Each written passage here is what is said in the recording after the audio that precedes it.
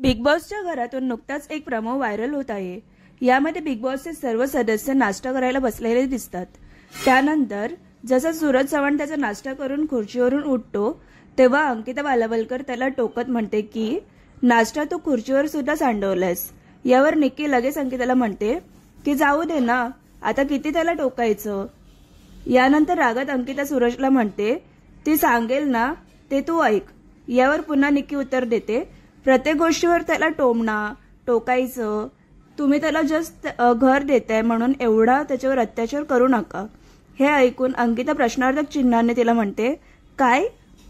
यावर अभिजित सावंत देखील निक्कीशी सहमत होत म्हणतो सारखं सारखं टोकणं नाही आवडत त्याला। निक्कीच्या मताशी अभिजित सुद्धा सहमत दिसत आहे।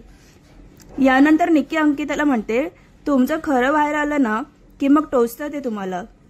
अशा प्रकारे अरबाज घरातून बाहेर गेल्यानंतर निक्की सूरजची बाजू सांभाळताना बिग बॉसच्या घरात दिसत आहे।